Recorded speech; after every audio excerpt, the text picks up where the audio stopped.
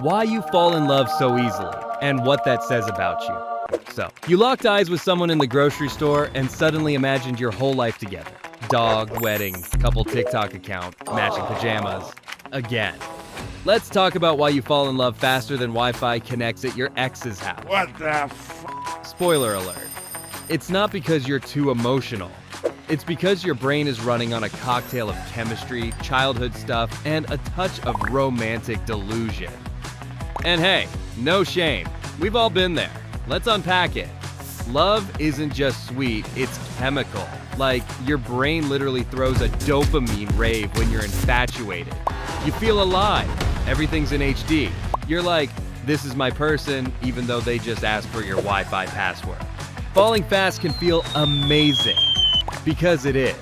But chasing that high without pausing for emotional reality checks? That's less romance, more love-based speedrunning. Just because it feels intense doesn't mean it's deep.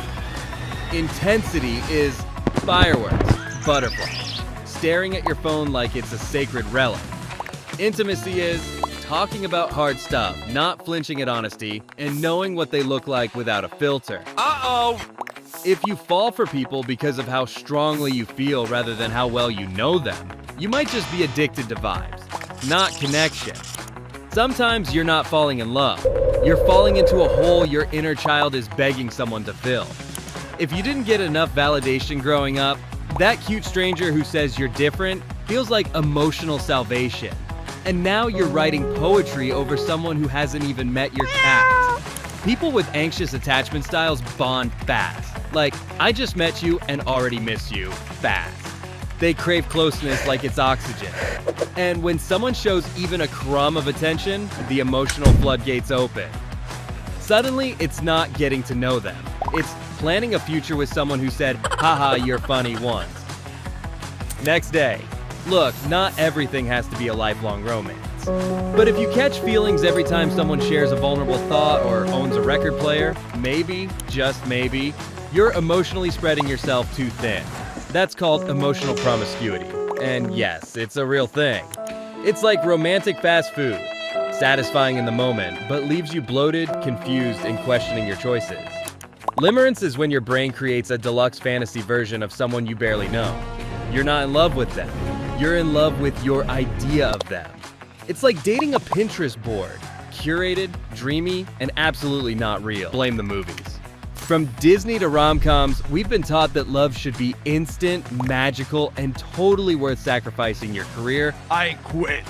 friends, and common sense for. No one shows the part where you do emotional work, set boundaries, and learn their middle name before saying, I'd die for you. A lot of us use love like it's emotional Gatorade, trying to fill up on affection so we don't have to sit with loneliness. But love can't fix what only you can work on. Otherwise, you're just bringing someone else into your chaos and calling it connection. Fall in love with yourself first. I know it sounds cheesy, but it's better than confusing butterflies with compatibility. You fall fast because your brain's wired for connection, because your heart's been through things, because romance is exciting, and you're an emotionally available legend. But now that you know what's driving it, you get to hit pause. You get to choose people on purpose, not just because they said you seem different. Tell us in the comments, when was the fastest you ever caught feelings, and did they even know your last name? This is Date or Detonate, where we overthink red flags, laugh at our romantic chaos, and try to fall in love without losing our entire personality in the process.